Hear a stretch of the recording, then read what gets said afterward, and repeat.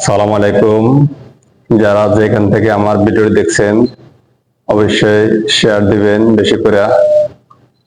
আমার বাড়ি হচ্ছে কুমিল্লা লাকসাম মনোরগঞ্জ থানা।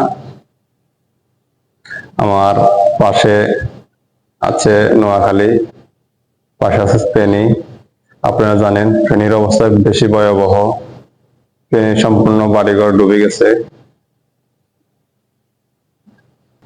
নোয়াখালীরও অবস্থা ভালো না। যারা যেখান থেকে আছেন এদেরকে উদ্ধার করেন। অনেকে ইতিমধ্যে মারা গেছে, অনেকের লাশ পানিতে ভাসতেছে, কবর দেওয়ার মতন জায়গা খুঁজে পাচ্ছে না। যারা যেখান থেকে আছেন কুমিল্লা, নোয়াখালী, ফেনীর মানুষের পাশে আসে দাঁড়ান। এরা বহুত কষ্টে আছে এবং কি এরা এক এক জায়গায় বন্দি আছে। এদেরকে ভালো বাসস্থানে নিয়ে যান, ভালো কেন্দ্র নিয়ে যান। আর অনেকে খাওয়ার না পেয়ে তৃষ্ণার্ত হয়ে জীবনযাপন করতেছে, অনেক মারা যাচ্ছে না না খাওয়ার জন্য। অনেকে শুধু হাহাকার কান্নাকাটি করতেছে যে আমাদেরকে খাওয়া দেন, পানি দেন, আমাদেরকে বাঁচান। আমার বাড়ি কুমিল্লা লাকসাম মনোরগঞ্জ থানা। আমার বাড়িতে আর আমার ঘরে পানি ওঠার মাত্র আর 6 ইঞ্চি অথবা 7 ইঞ্চি বাকি আছে। তাই সবাই দোয়া করবেন যাতে পানি যেন না ওঠে, পানি যেন কমে।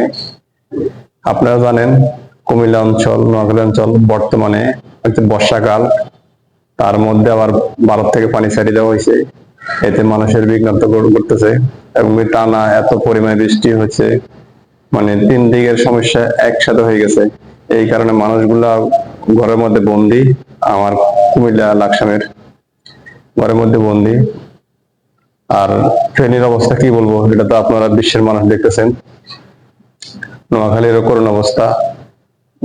এবং এখন আপনারা যে যেখান থেকে আছেন ভালো অবস্থা আছেন, আপনারা ত্রাণ সামগ্রী পৌঁছান এবং কি উদ্ধার কাজে সহায়তা করেন। এদেরকে এদেরকে ভালো জায়গায় নিয়ে যান।